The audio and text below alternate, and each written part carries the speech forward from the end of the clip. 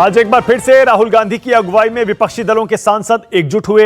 इस बार किसान आंदोलन के समर्थन में विपक्ष ने एकजुटता दिखाई। सबसे पहले संसद भवन के बाहर विपक्षी दलों के सांसद इकट्ठा हुए। तस्वीरें देखिए, यहां राहुल गांधी की अगुवाई में कांग्रेस समेत 14 दलों के सांसदों की मीटिंग हुई। बैठक में जंतर मंतर तक मार्च करने का फैसला हुआ। विपक्षी सांसद वहां से पैदल मार्च करते हुए बस तक पहुंचे। इसके बाद राहुल गांधी समेत तमाम विपक्षी सांसद बस में सवार होकर जंतर मंतर गए। हालांकि जंतर मंतर तक मार्च में कांग्रेस समेत 12 दलों के सांसद मौजूद थे। टीएमसी के 3 सदस्य अलग से जंतर मंतर पहुंचे। जंतर मंतर पर राहुल गांधी ने एक बार फिर विपक्षी एकजुटता दिखाने की कोशिश की। जंतर मंतर पर चल रही किसान संसद में राहुल गांधी किसानों के बीच बैठ गए। इस दौरान राहुल ने एक बार फिर मोदी सरकार पर करारा हमला किया। राहुल ने कहा वे सभी किसानों का समर्थन करने आए हैं। साथ ही बोले, कानून पर चर्चा से काम नहीं चलेगा, सरकार तीनों कृषि कानूनों को वापस ले। राहुल गांधी क्या बोले, सुनिए। आज सब विपक्ष के पार्टीज ने मिलकर यहाँ जो किसान की समस्या है और जो ये काले कानून है उनको हटाने के लिए अपना पूरा यहाँ सपोर्ट दिया। पार्लियामेंट में आप जानते हैं क्या हो रहा है। पार्लियामेंट में हम पेगासस की बात करना चाहते हैं, वहाँ पे वो पेगासस की बात नहीं होने दे रहे हैं। नरेंद्र मोदी जी हर हिंदुस्तानी के फ़ोन के अंदर घुस गए हैं और यहाँ पे हम किसानों को, हिंदुस्तान के सब किसानों को अपना पूरा का पूरा समर्थन देने आए। चर्चा से कोई काम नहीं चलेगा, ये काले कानून है, इनको रद्द करना है। किसानों के समर्थन में कांग्रेस नेता दिग्विजय सिंह ने भी मोदी सरकार पर आज हमला किया। न्यूज़ 24 से खास बातचीत में दिग्विजय सिंह ने कहा, कांग्रेस संसद में किसानों की लड़ाई लड़ रही है और सड़क पर भी लड़ेंगे। जरा सुनिए। सर, संसद में तो आप लोगों ने लड़ाई लड़ ही रहे हैं, सड़क पर अब किसानों की लड़ाई कैसे लड़ेगी कांग्रेस पार्टी? जैसा कल आपने देखा वैसी लड़ाई हमारी शुरू हो गई है।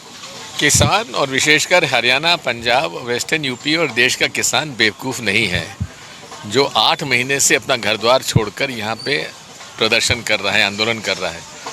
वो दिन भर मेहनत करके रोजी रोटी कमाता है, उनके पूरा परिवार खेत पर काम करता है, वो मूर्ख नहीं है। जंतर मंतर मार्च से पहले विपक्षी सदस्यों ने सदन के दोनों सदनों में आज फिर हंगामा किया। पेगासस जासूसी मुद्दे और किसान आंदोलन के समर्थन में आज भी विपक्ष ने दोनों सदनों में सरकार को घेरने की कोशिश की।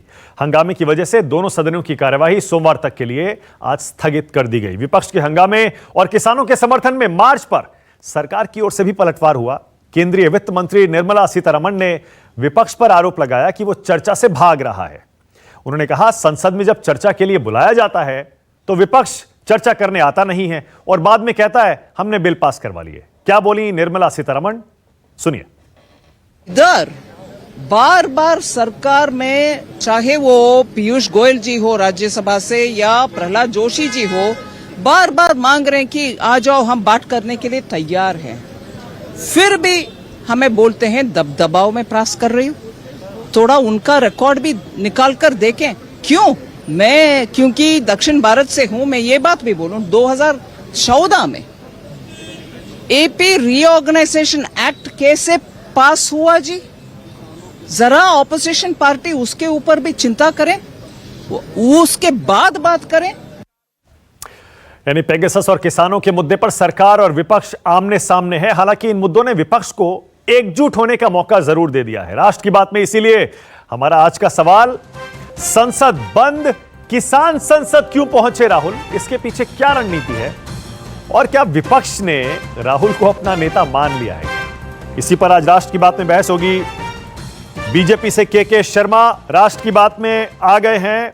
कांग्रेस की तरफ से डॉक्टर रागिनी नायक को आप देख पा रहे हैं। जूही सिंह समाजवादी पार्टी से आपको दिखाई दे रही हैं। योगेंद्र यादव किसान नेता जंतर मंतर से थोड़ी देर में मेरे साथ जुड़ेंगे और विजय सरदाना जो कि एग्रीकल्चर इकोनॉमिस्ट हैं, आर्थिक मामलों के जानकार हैं, कृषि पर बहुत काम किया है, वो भी जुड़ने वाले हैं। आप सभी का स्वागत है। रागिनी, आपसे शुरू कर रहा हूं। रागिनी, बड़ी चतुराई से अगर सरकार के आरोपों को मान लिया जाए, बड़ी चतुराई से आप संसद के अंदर बहस नहीं होने दे रहे और संसद के बाहर एक एक करके राहुल गांधी वो सारे मुद्दे उठा रहे हैं जिन पर आप संसद के अंदर चर्चा नहीं कर रहे। आप एक तरफा नैरेटिव बनाने की कोशिश कर रहे हैं रागिनी, ताकि आपका कोई जवाब ना दे पाए। रागिनी,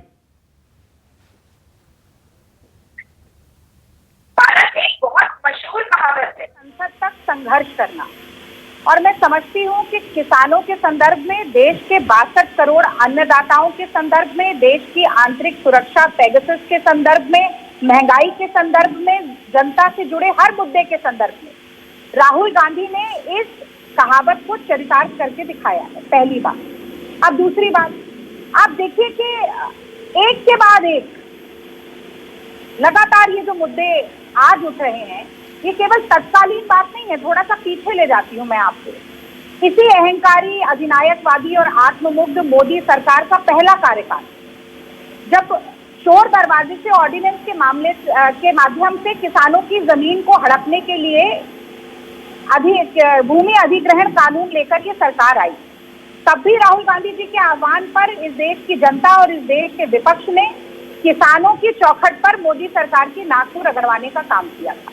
और मैं समझती हूँ कि आज भी जो मोदी जी के अहंकार और किसानों के अधिकार के बीच की लड़ाई है, उसमें राहुल जी के आह्वान पर देश की 60% जनता का प्रतिनिधित्व करने वाला विपक्ष एकजुट हो गया है। उसके कई प्रमाण आपने देखे, और आज तो मैं कहूँगी खास तौर से इसका प्रमाण हमारे सामने प्रत्यक्ष रूप में दिखाई दिया है, जबकि सारे विपक्ष के नेता पैदल चलकर किसान जहां पर जंतर मंतर में प्रदर्शन कर रहे थे, उनकी पीड़ा को बांटने के लिए, उनके दर्द को बांटने के लिए पहुंचे। और वहीं दूसरी तरफ आप देखिए कि पीड़ा दर्द को समझना तो दूर, जख्मों पर मरहम लगाना तो दूर, किसानों के घाव पर नमक रगड़ने का काम मोदी सरकार लगातार करे जा रही है। आतंकवादी, खालिस्तानी, पाकिस्तानी, मवाली, न जाने क्या क्या कहा जा रहा है। और मोदी जी जो कहते हैं कि पलक झपकते ही भावुक हो जाते हैं, टीवी पर आंसू बहने लगते हैं उनके, वो 8 महीने से किसानों से संवाद नहीं स्थापित करना चाहते, जो सड़क पर बैठ कर प्रदर्शन कर रहे हैं, और संसद के भीतर वाद विवाद नहीं चाहते। और यही मोदी जी थे, अब मैं संसद पर भी आ जाती हूँ माना, यही मोदी जी थे जब पहली बार उन्होंने संसद में प्रवेश किया तो एक बहुत ही अच्छा पोज बनाया था, साष्टांग प्रणाम किया था। और आज इसी लोकतंत्र के मंदिर का मजाक बन गया है। आप कह रहे हैं कि विपक्ष बहस नहीं होने देना चाहता, एडजर्नमेंट मोशन आप मानते नहीं हैं। आप सबसे पहले चर्चा की शुरुआत में आप जो मेंबर ऑफ पार्लियामेंट है उन्हें बोलने नहीं देते, सीधा मंत्री आके अपना वक्तव्य देना चाहते हैं। अब तो आपने ये तक कर दिया है कि हम ये बताएंगे किस नियम के अधीन होकर आपको बहस करनी पड़ेगी, किस टोन में आपको बहस करनी पड़ेगी, कितने डेसिबल तक आप ऊपर बोल सकते हैं। ये संसद सिर्फ वाद विवाद का नहीं, संवाद, समन्वय, सहकारिता और कहीं ना कहीं सामंजस्य का भी मंच है। और इसी संसद के पटल का मजाक ये बनाते थे जब खुद विपक्ष में थे। आज टैक्सपेयर मनी की बात करते हैं, उस समय 2004 से 14 के बीच में 66% समय यूपीए 2 के कार्यकाल में राज्यसभा का और 61% समय लोकसभा का इन्होंने बर्बाद किया था। इन्हीं की नेता थी सुषमा स्वराज, जो कहती थी कि लोकतांत्रिक प्रक्रिया है संसद को न चलने देना, और अरुण जेटली कहते थे कि disruption of parliament is a legitimate tactic of the opposition.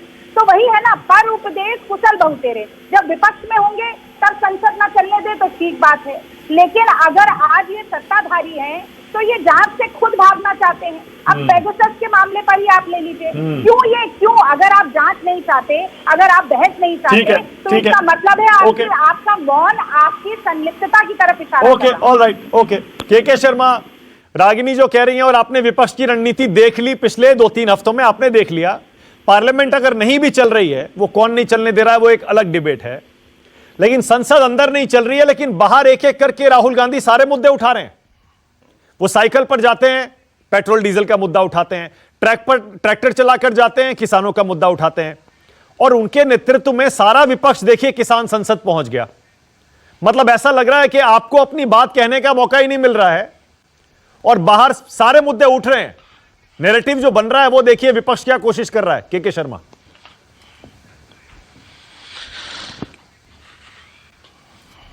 मानक जी, मुझे तो अच्छा लगा, रागिनी जी का स्क्रिप्ट बहुत अच्छा था, बधाई की पात्र है। लेकिन मैं ये कहना चाहता हूं, जो आपने कहा कि संसद से बाहर वो मुद्दे उठा रहे हैं, संसद चल रहा है मानक जी, संसद इसी के लिए होता है, सबसे बड़ी पंचायत इसीलिए होती है कि वहां पर आप जो है जनता के मुद्दे को उठाएं। लेकिन क्या है कि वो जनता का मुद्दा उठा नहीं पाएंगे। वहां जैसे ही जनता के मुद्दे उठाएंगे इनकी कलई खुल जाएगी, जो है वहां सारी कलई इनके जो है बिल्कुल ओपन हो जाएंगे, मुखौटे बाहर हो जाएंगे। तो संसद से ये भाग रहे हैं। और रही बात जहां तक मुद्दों की, आपने कहा कि सारे विपक्ष, तो विपक्ष एक हो और अच्छा मजबूत और सशक्त हो, ये तो अपेक्षा सबकी होती है।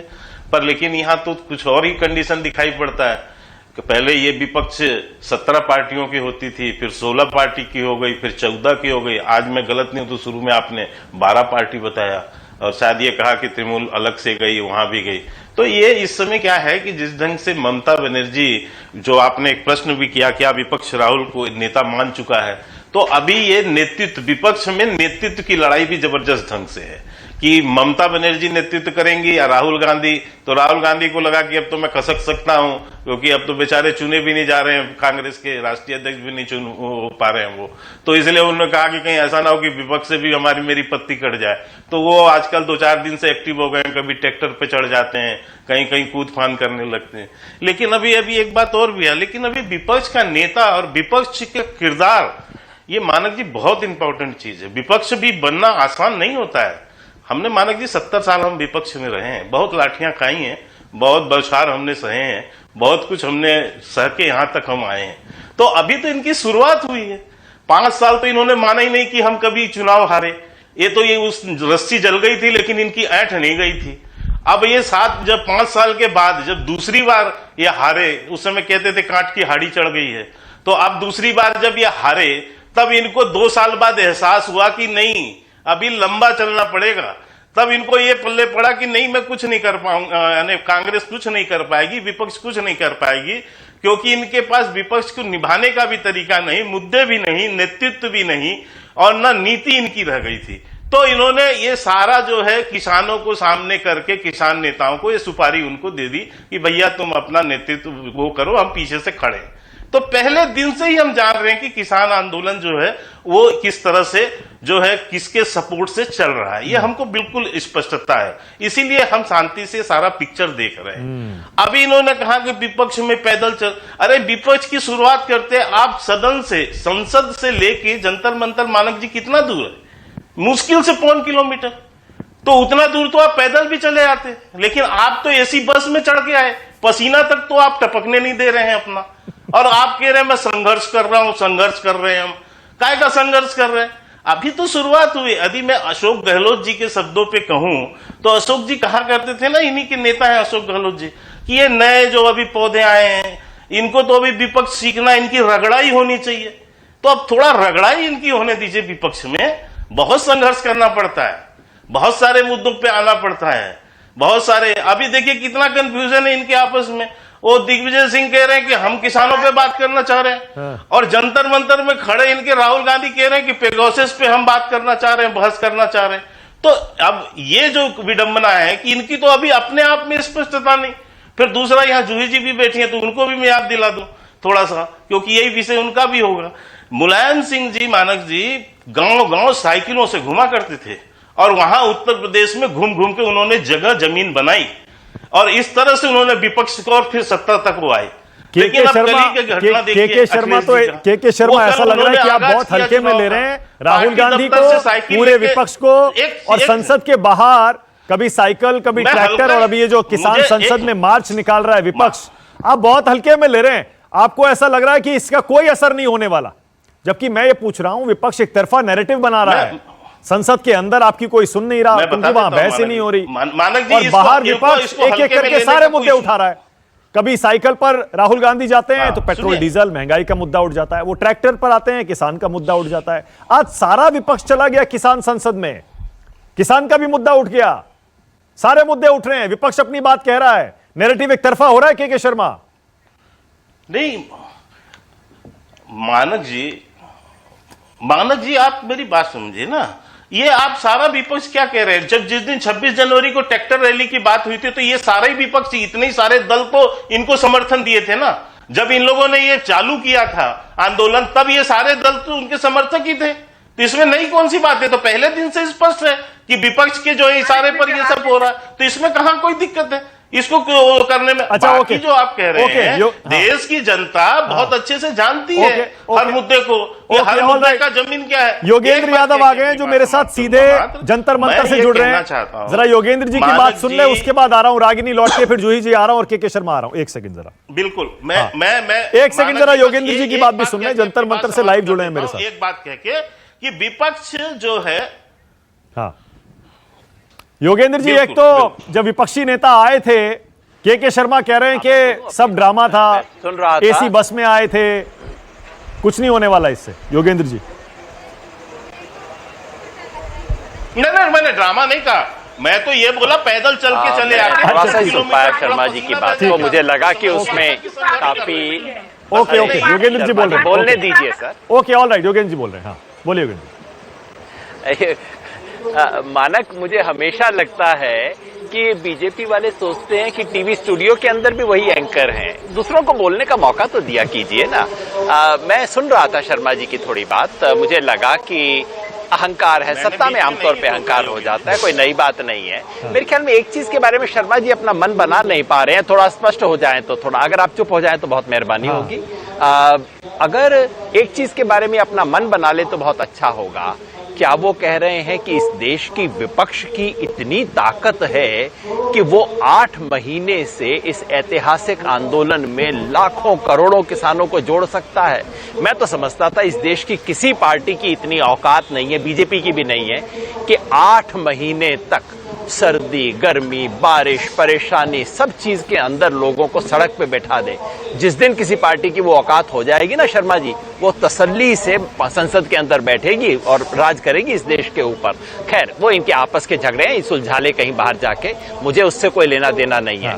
मानक, मेरे विचार से सबसे अच्छी चीज आज जो हुई, और उस पर दुर्भाग्यवश नेताओं का ध्यान जा नहीं रहा है, कि पहली बार संसद और सड़क का रिश्ता पुनः परिभाषित हुआ। राम मनोहर लोहिया एक सुंदर बात कहा करते थे, वो कहते थे अगर सड़क सूनी हो जाएगी तो संसद आवारा हो जाएगी। यानी कि वो दिखाता था कि सड़क पे अगर गतिविधि होगी, आंदोलन होगा, तभी संसद ठीक रह सकती है। आज पहली बार ये हुआ, कम से कम मैंने अपने अनुभव में पहली बार देखा कि एक जनता ने संसद की, आमतौर पे संसद होती है, एमपी बोलते हैं और जनता जाती है दर्शक दीर्घा के अंदर जगह लेके चुपचाप से सुन के आ जाती है। पहली बार मैंने देखा कि संसद किसान कर रहे थे और एमपी लोग चुपचाप से आके अनुशासन से दर्शक दीर्घा में बैठे और सुन के गए। ये जो रिश्ता पलटा है कि सांसद, एमपी अब सुन रहे हैं और किसान सुना रहा है, मैं समझता हूं वो इस लोकतंत्र का बहुत एक खूबसूरत क्षण है, एक ऐसा क्षण जो से लोकतंत्र में बहुत कुछ सीखा जाएगा। बाकी पार्टियों के आपस के झगड़े तो चलते रहेंगे, आपके शो में तो निपटने वाले हैं नहीं। बिल्कुल नहीं निपटेंगे, और निपटने भी नहीं चाहिए योगेंद्र जी। मैं तो चाहता हूं कि सरकार और विपक्ष के झगड़े कभी ना निपटें, चलते रहें, ये बहस होनी चाहिए। इसीलिए मैं बार बार कहता हूं विपक्ष को मजबूत होना चाहिए, ताकि विपक्ष लगातार हर मुद्दे पर सरकार को घेरे, हर मुद्दे पर बहस हो, टकराव हो, ताकि उसमें से, उस मंथन में से कहीं अमृत कहीं विष, ये निकलना चाहिए। यही एक प्रक्रिया है जो हमारे लोकतंत्र को मजबूत करती है और हमें आगे की तरफ हमेशा ले जाती है। योगेंद्र जी, आपका जो किसान संसद चल रहा है, जब आप यहां बैठे हैं तो मैं क्योंकि थोड़ा बहुत फॉलो करता रहता हूं, मैं देख रहा था कि आपने बीच में ये जो 3 कृषि कानून हैं, एक दिन एक कानून को उठाकर उस किसान संसद में उस पर चर्चा की थी। फिर एक दिन आपने किसानों में से ही किसी को वहां पर एक कृषि मंत्री बना दिया था, जिसको शायद इस्तीफा देना पड़ा था क्योंकि वो जवाब नहीं दे पाया था। फिर उसके बाद मैं देख रहा था कि इसी तरह से इस किसान संसद में जो आप जो कर रहे हैं, जो वहां पर गतिविधियां हो रही है, मैं चाह रहा हूं थोड़ा बताइएगा क्या हो रहा है इस किसान संसद में, क्योंकि जाहिर है वहां पर एक तरफा होगा, वहां भी सारे किसान जो विरोध कर रहे हैं इन कानूनों का वही लोग हैं। 22 जुलाई से इस देश में किसानों की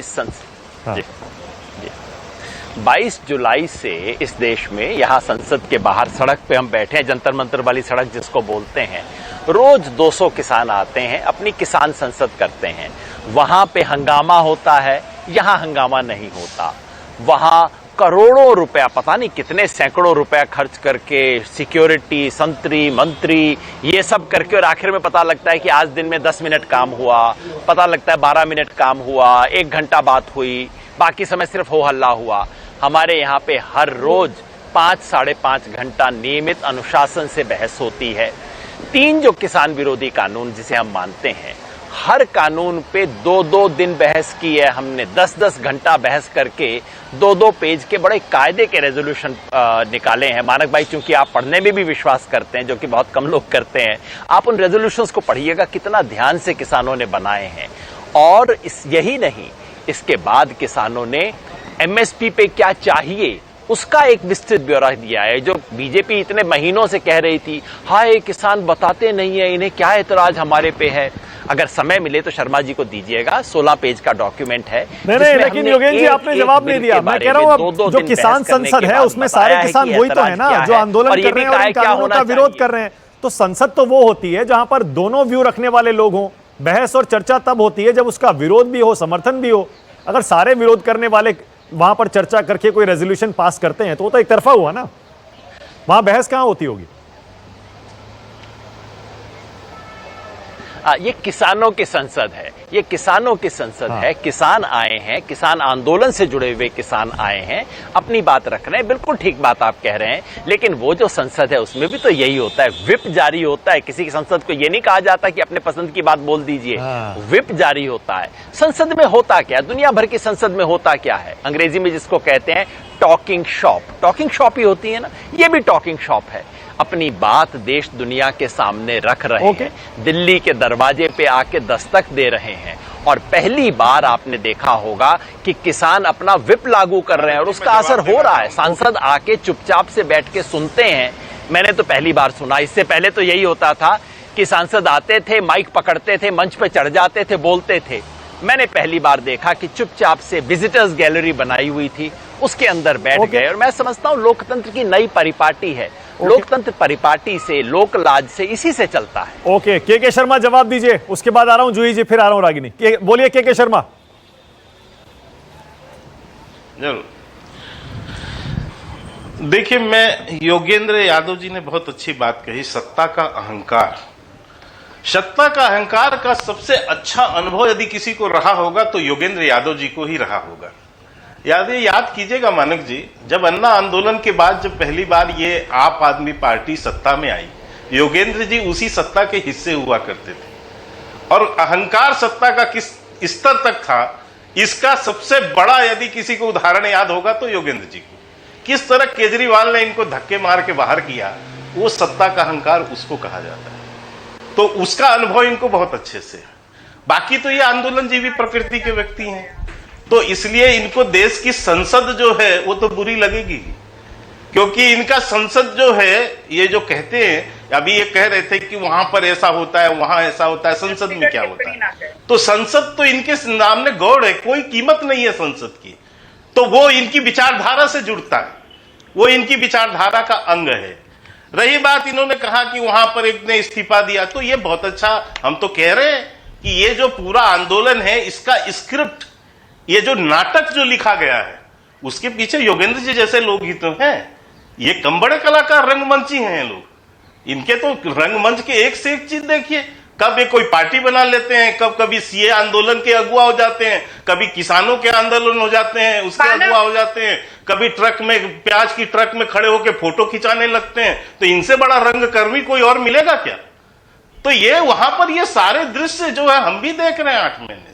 अच्छा। रही बात एक अच्छी बात जो आज दिग्विजय सिंह जी ने कही कि किसान बेवकूफ है क्या, मैं कहता हूं बिल्कुल बेवकूफ नहीं है किसान बेवकूफ नहीं है।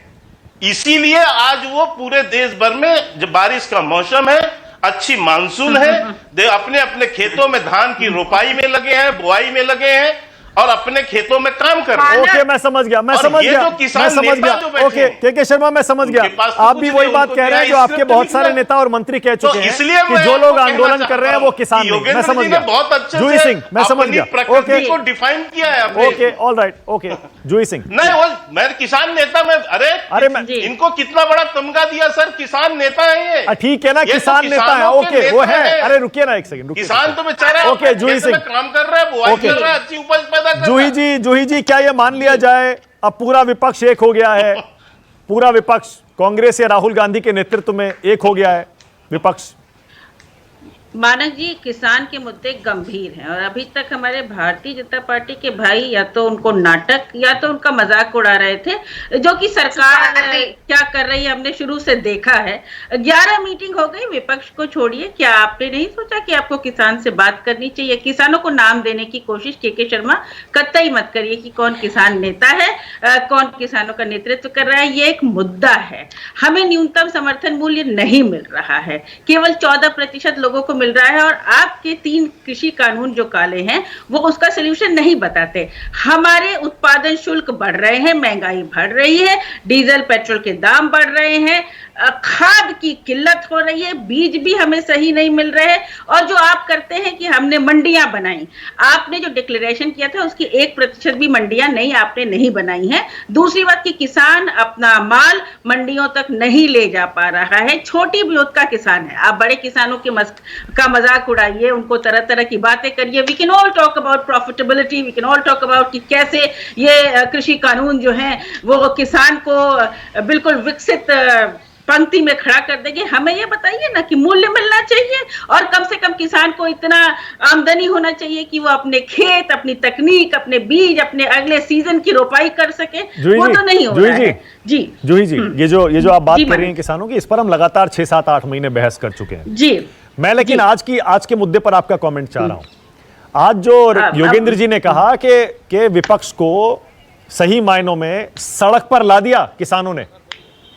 मानक जी, हमें खुशी है कि किसानों ने हमें सड़क पे ला दिया। हम सड़क पर ही हैं, हम किसानों के साथ शुरू से हैं। तब भी थे जब एक साजिश बताया गया कि फॉरेन फंडिंग कहां से आ रही है? के शर्मा जरा बताएंगे। जब 600 किसानों की मौत हुई तब भी हम किसानों के साथ थे। किसान आंदोलन कर रहे हैं, नेतृत्व किसी का भी हो, कोई भी अगुवा हो, उसमें हमें कोई फर्क नहीं पड़ता। जरूरी है कि ये कृषि कानून वापस हो, क्योंकि किसान यही चाहते हैं। और जो इसको ढकने की कोशिश करेगा, जैसे हमारे मुख्यमंत्री उत्तर प्रदेश के करते हैं कि बात करो कि धान का हमें मूल्य नहीं मिल रहा है, धान फेंका जा रहा है, हमें बाजार में हम बेच नहीं पा रहे हैं, कृषि केंद्र खुले नहीं है, तो वो बताएंगे कि हमने स्ट्रॉबेरी लगाई है। तो ये इस तरह का मस्करापन है। ओके रागिनी, अब इस बात का जवाब दीजिएगा जो मैंने पहले भी इशारों में कहा था।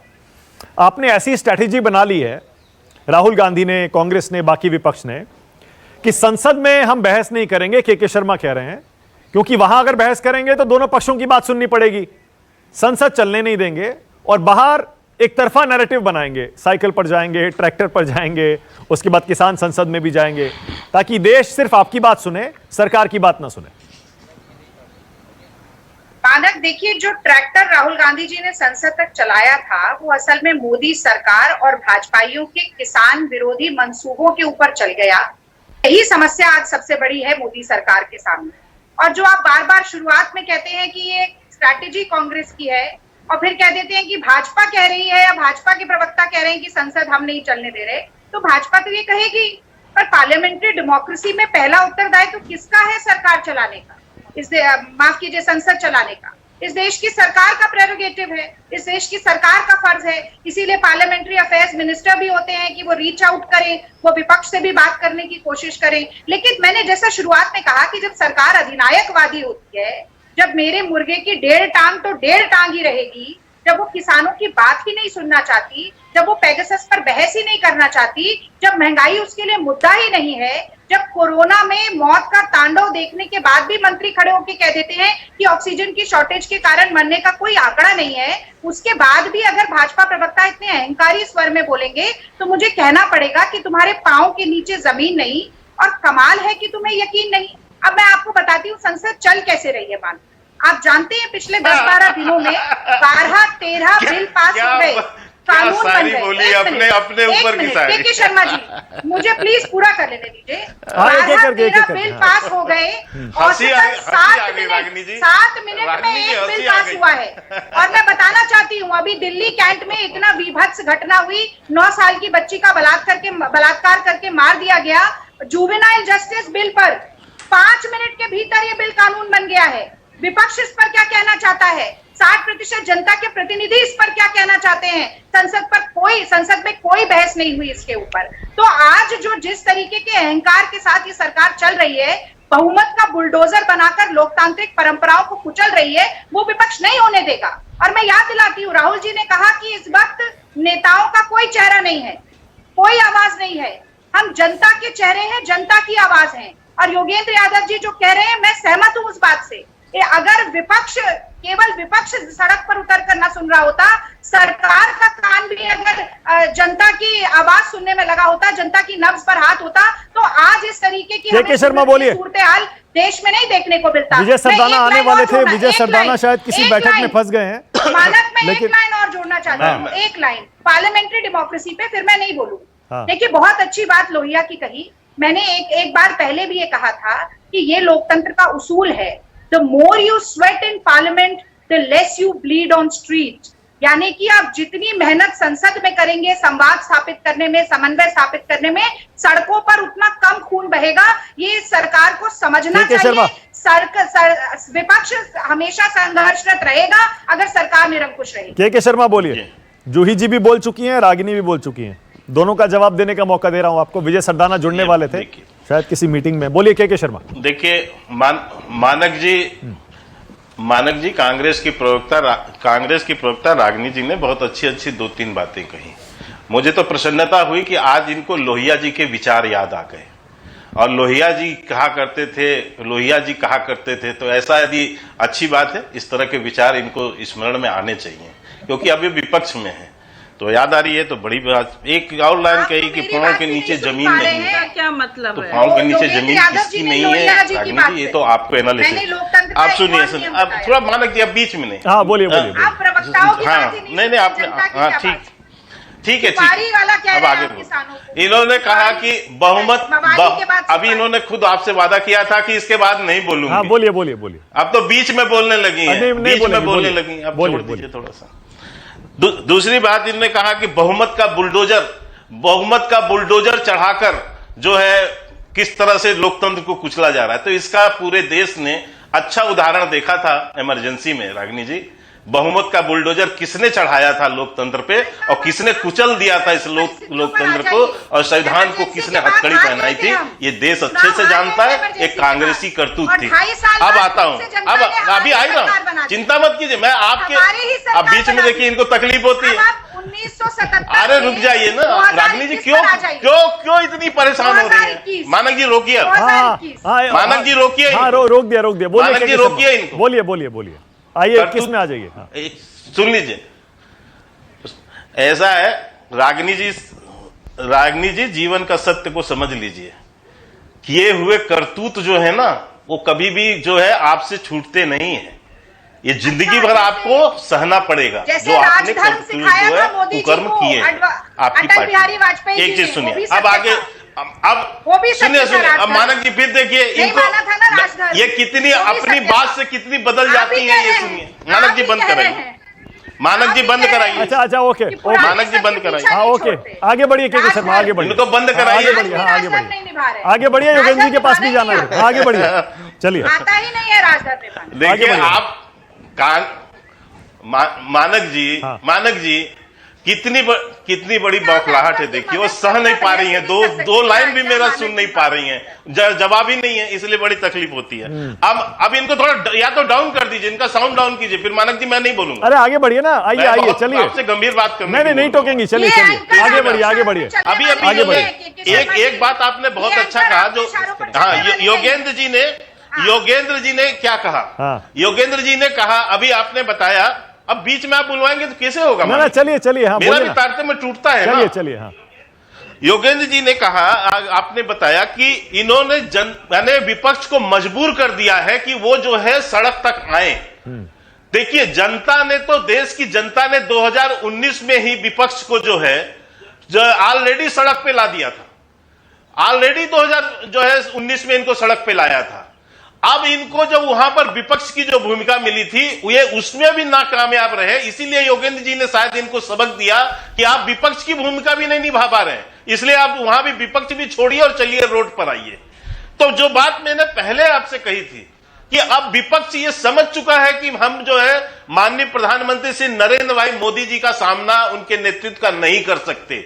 हमारे पास मुद्दे नहीं है, उनके विकल्प के रूप में हमारे पास नेता नहीं है।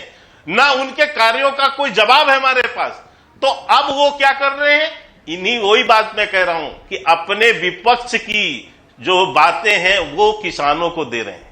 वो सुपारी दे दी है किसानों को, ये जो किसान नेता जो यहां पर बैठे हैं उनको दी है सुपारी कि अब आप विपक्ष का रोल संभालो, हम पीछे खड़े। मैं यही बात तो सबसे पहले बोला था आपसे कि विडंबना ये है मानक जी। तो बाकी अलग बात है, योगेंद्र जी उसमें अपनी भूमिका कितनी निभा रहे हैं। योगेंद्र जी भी उसमें नेता, किसी संगठन से, किसी राजनीतिक दल से जुड़े हुए लोग हैं वहां पर, इसलिए मुझे ये नहीं कहना है। लेकिन ये जो है अब इनके हाथ से समझ में आ गया। और अभी मानक जी इनको यही नहीं, मैं पहले से कह रहा हूं, बहुत पसीने बहाने की जरूरत है योगेंद्र जी, जमीन के बहुत से मुद्दों को लेकर चलने की जरूरत है। विपक्ष कैसे राजनेताओं के आपके आंदोलन से जुड़ने, उनके साथ फोटो खिंचवाने और उनसे उनको खुला समर्थन देने से योगेंद्र जी के शर्मा इशारा कर रहे हैं ये राजनीतिक आंदोलन पूरी तरह से एक्सपोज हो गया है। योगेंद्र जी भाई ये इशारा नहीं कर रहे, ये सबसे अभद्र भाषा में बात कर रहे हैं। तो सुपारी शब्द इस्तेमाल कर रहे हैं, सुपारी को इशारा नहीं कहा जाता। आप इतना भद्रता इसे क्यों दे रहे हैं? वो कह रहे हैं, सुपारी देने का मतलब समझते हैं? किसी को आपने कहा कि चल जा, इतना पैसा दूंगा, जाके उसका मर्डर करा, तो वो कह रहे हैं कि हमारे जैसे लोग बिकाऊ हैं, पैसा लेते हैं और कहीं कांग्रेस या किसी से पैसा लेके मोदी पे अटैक करते हैं। हो सकता है, क्या कहते हैं वो, प्रभु की मूरत जो जैसा होता है उसको प्रभु की मूरत वैसी ही दिखाई देती है। अब क्या करें इसके बारे में, खुल गई इनकी। जो इन्होंने किया होगा इनको ऐसा ही दिखाई दे रहा होगा बेचारों का। मैं इनसे क्या कर सकता हूँ? कलई खुल गई। वो बिल्कुल सही कहा, बिल्कुल सही पॉइंट है योगेंद्र। मैं सोच रहा था कि होता है वैसी ये यदि आप अच्छा के शर्मा सुन तो लीजिए, अगर ये सज्जन, बहुत अच्छी समझ आई सुपारी शब्द की, उनको बोलने तो दीजिए, अगर ये सज्जन, हाँ योगेंद्र जी बोलिए बोलिए। अगर मैं देख तो नहीं पा रहा हूं पर मुझे लगता है भाई साहब जरूर रामायण में रावण का रोल करते होंगे, ऐसी इनकी आवाज सुन के मुझे लग रहा है। लेकिन मैं तर्क पे रहूंगा, मैं क्यों इनके रोल में जाऊं। सुपारी शब्द का इस्तेमाल देश के इस ऐतिहासिक आंदोलन के लिए करना, इससे ज्यादा बौखलाहट क्या हो सकती है? और मैं बौखलाहट समझता हूं इसलिए कि देखिए अभी 9 अगस्त को देश में जब 9 अगस्त को अभी ये सज्जन कह रहे थे बीच में बोलना नहीं चाहिए। अभी मैं सोच रहा था, सुन रहे थे कि बोलना नहीं चाहिए बीच में। आप थोड़ा चुप हो जाइए, आपसे अपेक्षा है कि आप शांति दें, दूसरों को बोलने दें। नंबर 1, मैं इनकी बौखलाहट समझ सकता हूँ क्योंकि 9 अगस्त को मैं इनको पूरा जवाब दूंगा। हाँ, क्या हो रहा है? दूंगा आपको, मैं मौका दे दूंगा। तर्क नहीं है इनके पास योगेंद्र यादव। मानक जी, हाँ, या तो इस शो में मैं बोलूंगा, मौका दूंगा। बोलिए योगेंद्र जी। तब तक शांतनु भी आ गए, शांतनु सज्जन। योगेंद्र जी बोलिए। तब तक ये सज्जन कृपया चुप रहेंगे? जी। नंबर 1, पहली बात, मैं इनकी बौखलाहट जरूर समझता हूं बेचारों की, क्योंकि 9 अगस्त आ रही है, देश में क्विट इंडिया मूवमेंट का दिन आ रहा है और जिन लोगों के राजनीतिक पुरखों ने देश के भारत छोड़ो आंदोलन में अंग्रेजों की दलाली की थी, उन लोगों की बौखलाहट मैं समझ सकता हूं। बात मैं किसान की करूंगा, बीजेपी कांग्रेस का अखाड़ा कहीं बाहर कर लीजिएगा, मुझे इससे मतलब नहीं है। मैं इन लोगों से एक सवाल पूछना चाहता हूं जो आज इस किसान संसद ने पूछा है, क्योंकि मैं किसान संसद से जुड़ा हुआ हूं। इस किसान संसद ने एक छोटी बात पूछी है। इस देश के प्रधानमंत्री ने 5.5 साल पहले देश को वादा किया था कि 6 साल में किसान की आमदनी दुगनी हो जाएगी। ये संसद पूछती है कि 6 में से 5.5 साल हो गए, आप दुगनी ना करें, आप आंकड़ा दे दें। मैं इन सज्जन से जो इस वक्त बीजेपी को रिप्रेजेंट कर रहे हैं, मुझे एक सरकारी आंकड़ा आप दीजिए, किसी सरकारी दस्तावेज का हवाला करके बताइए कि पिछले 6 साल में किसान की आमदनी कितनी बढ़ी। ठीक है, तर्क पे बात कीजिए, काम की चीजों पे बात कीजिए, आए बाएं एक सेकंड में के शर्मा का जवाब लेता हूं, लेकिन पहले शांतनु गुप्ता के पास जाना पड़ेगा। विजय सदाना आने वाले थे, उनकी जगह शांतनु को मैंने जोड़ा। एक सेकंड में भी के शर्मा से जवाब ले लेता हूं। नहीं, मुझे शांतनु आ रहा हूं, के शर्मा इसके बाद आ रहा हूं, आपको दे रहा हूं मौका जवाब देने का। शांतनु, आज राहुल गांधी के नेतृत्व में विपक्ष के बहुत सारे नेता पहुंचे थे किसान संसद। अब के शर्मा ये कह रहे हैं कि उससे कोई फर्क नहीं पड़ने वाला, ये लोग एक्सपोज हो चुके हैं। योगेंद्र जी कह रहे हैं विपक्ष को हमने, देखिए किसानों ने सड़क पर उतार दिया। और जबकि मैं ये पूछ रहा हूं आज कि कहीं अब परसेप्शन की लड़ाई में सरकार पिछड़ तो नहीं रही है? क्योंकि नैरेटिव ये बन रहा है संसद के अंदर बहस नहीं हो रही है और बाहर विपक्ष एक एक करके सारे मुद्दे उठा रहा है। शांतनु जी मानक, आपने राहुल गांधी का मुद्दा उठाया, तो जब से ममता बनर्जी दिल्ली आके गई हैं और उन्होंने एक ऐसी कोशिश करी है ममता बनर्जी में कि जो विपक्ष का चेहरा है, जो बीजेपी के अपोजिशन का चेहरा है वो ममता बनर्जी है, तब से राहुल गांधी एक तरह से अपने आप को विपक्ष का नेता बनाने में लगे। कभी वो चाय की पार्टी करते हैं, कभी वो किसानों के मुद्दे पे आ जाते हैं। तो राहुल गांधी तो बेसिकली मुद्दा तलाशते रहते हैं और हर 3-3 महीने में एक नए मुद्दे पे आते हैं। इस मुद्दे को वो संसद में भी डिबेट कर सकते थे। पहले वो चाहते थे कि कोरोना पे एक विशेष सेशन बुलाया जाए, लेकिन वो डिबेट नहीं होना देना चाहते। उनकी खुद की जो अटेंडेंस है मानक, वो 17वीं लोकसभा में मात्र 50% है। सोनिया गांधी की अटेंडेंस 44% है, अखिलेश यादव की 36% है, जबकि नेशनल अटेंडेंस जो है 82% है 17वीं लोकसभा में। तो इससे मैं बताना चाहता हूँ कि वो सीरियस सांसद भी नहीं है, तो वो तो बस एक गिमिक्री का पार्ट है। और देखिए जो किसान आंदोलन है वो कितना क्रेडिटेड है, कितना क्रेडिटेड है, कितना डिस्क्रेडिटेड है, हमने देखा है। उनके मुद्दे चेंज होते रहते हैं, उसमें वो 370 भी ले आते हैं। उनके मोर्चों में लड़कियों का रेप हो रहा है, किसी को जलाया जा रहा है। तो किसान आंदोलन, जैसे मैं वेस्टर्न यूपी को ट्रैक करता हूँ, योगेन जी पूछ रहे थे अभी कि क्या अच्छा हुआ है। देखिए, अगर एमएस स्वामीनाथन में बड़ा लेख लिखा करीब 2 साल पहले टाइम्स ऑफ इंडिया में। उन्होंने कहा कि 2 दशक में, और मेरे ख्याल से हम जितने भी 4-5 लोग पैनल में बैठे हैं उनसे सबसे ज्यादा कृषि एमएस स्वामीनाथन को समझ में आती है। उन्होंने कहा अगर 2 दशक में 3 दशक में बड़ा काम कृषि में हुआ है तो नरेंद्र मोदी सरकार में हुआ है। अगर बड़ा काम कृषि में हुआ है तो नरेंद्र मोदी सरकार में हुआ है। ऐसा मैं नहीं कह रहा हूँ, कौन कह रहा है? ऐसा कौन कह रहा है? एमएस स्वामीनाथन कह रहे हैं। मैं एक उदाहरण देके अपनी बात खत्म करूंगा। 2016-17 में आखिरी उदाहरण, एक आंकड़ा देके मैं आपको अपनी बात खत्म करूंगा। 2016 उत्तर प्रदेश का आपको उदाहरण देता हूँ। उत्तर प्रदेश से मैं भी नोएडा से बात कर रहा हूँ अभी। 2016-17 में 7 लाख मीट्रिक टन गेहूं खरीदा गया एमएसपी पर। अखिलेश यादव की सरकार थी। इस साल कितना खरीदा गया? 56 लाख मीट्रिक टन। 7 लाख से 56 लाख मीट्रिक टन, आप समझ रहे हैं? 7 लाख मीट्रिक टन और 56 लाख मीट्रिक टन, राइट? तो वो अब किसानों को पता है गन्नों का मूल्य जो बकाया रहता था, लाखों रुपए बता रहा था। आप वेस्ट यूपी में चले जाइए, आप देखिए गन्ने का मूल्य अब कैसे मिल रहा है। तो इसलिए किसानों के साथ क्या काम हुआ, चाहे वो पीएम किसान हो, बंगाल और कुछ अपोजिशन के स्टेट को मोड़ के जहां पे स्कीम रोकी गई, वो 6-6 हजार रुपए भी किसानों को मिला। तो किसान को ठीक है, ओके, ऑलराइट। मुझे रागिनी और जूही जी को मौका देना पड़ेगा, लेकिन पहले के शर्मा, योगेन जी का जवाब दीजिए, उसके बाद जा रहा हूं रागिनी और जूही जी के पास। के शर्मा बोलिए। देखिए, मुझे मानक जी केवल एक ही बात कहनी है। ये बहुत अच्छी विद्वान लोगों ने ही कहा है कि जब तर्क थोथे पड़ जाया करते हैं तो व्यक्ति जो है व्यक्तिगत प्रहार करने लगता है। योगेंद्र यादव जी ने अभी मेरे ऊपर व्यक्तिगत प्रहार करते मुझे रावण बता दिया। वो उनके पास तर्क नहीं मिले मेरे उसके, तो वो भाग के खड़े हो गए मेरे बीजेपी के पुरखों पे कि उन्होंने अंग्रेजों का साथ दिया, ये किया। तो ये जो वामपंथी जो विचारक होते हैं, इनके पास तर्क नहीं है मानक जी, इसीलिए वो व्यक्तिगत प्रहार पर आए। मैं समझता था कि ये विद्वान पुरुष हैं, थोड़ी दाढ़ी सफेद हो गई है इनकी, बाल थोड़े सफेद हैं, थोड़ा वैसा झोला वोला टांग के घूमते हैं। आज पता चला कि ये दाढ़ी और बाल जो है इनके हार्मोन की कमी से लगे। बताइए, आप कह रहे थे पर्सनल कमेंट कर रहे हैं, पर आप भी करने लगे, क्योंकि जब इनके पास व्यक्तिगत प्रहार मिल रहा है। दूसरी बात, नहीं मैंने कह दिया, इसलिए बता दिया, मुझे लगा कि इसीलिए क्योंकि आज उनके पास तर्क नहीं है। उन्होंने पहले मेरे ऊपर आक्रमण किया, इसलिए मैंने आपसे कहा, वो भी व्यक्तिगत रावण कह रहे हैं, आप सोच सकते हैं टीवी चैनल पर, ये योगेंद्र यादव है।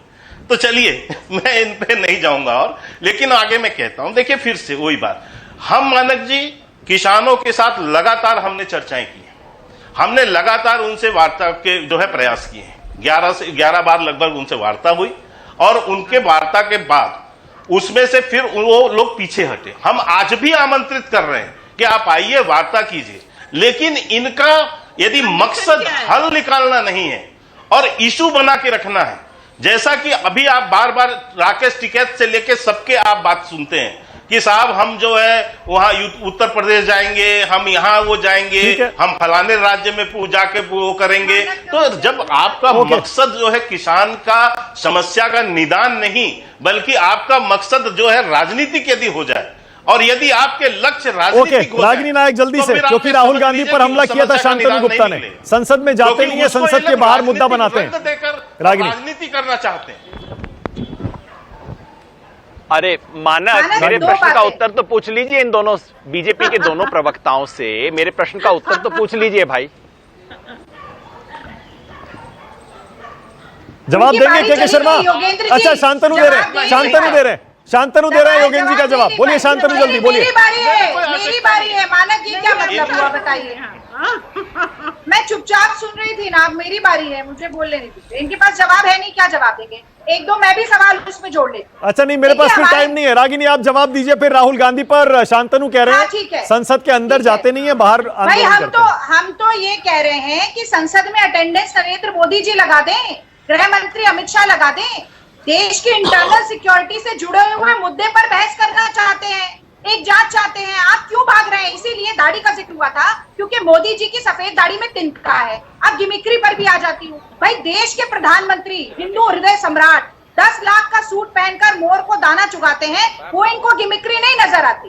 वो खाली टनल में हाथ हिलाते हैं, वो इनको गिमिक्री नहीं नजर आती। वो अपनी माताजी के पैर छूने के लिए 50 फोटोग्राफर लेकर जाते हैं, नोटबंदी में अपनी 90 साल की माँ को लाइन में खड़ा कर देते हैं, तब इनको गिमिक्री नहीं नजर आती। शांतनु, शांतनु अब बोलिए। तब इनको गिमिक्री नजर शांतनु बोलिए जल्दी। शांतनु और जोड़ने दीजिए। 25 लाख करोड़ रुपया मैंने मानक भाई छोटी सी बात पूछी थी कि राहुल गांधी केवल 50% अटेंडेंस है उनकी 17वीं लोकसभा में, अखिलेश यादव की 36%। ओके शांतनु, देखिए मैंने केवल तीन आंकड़े गिरवाए थे। राहुल गांधी की अटेंडेंस 50%, सोनिया गांधी की 44%, अखिलेश यादव की 36%। ये लोग रहते कहाँ हैं? संसद का इस्तेमाल क्या करते हैं? इनके आप क्वेश्चन दुखिए, number of question, number of debate, private member bill, ये कुछ भी इन्होंने संसद का इस्तेमाल ही नहीं करते हैं। नहीं, योगेंद्र जी का जवाब दे रहे थे आप। योगेंद्र जी का जवाब दे रहे थे आप। हाँ, योगेंद्र जी ने पूछा कि सरकार ने किया क्या है, तो मैंने 3-4 काम तो पहले बता दिए। पीएम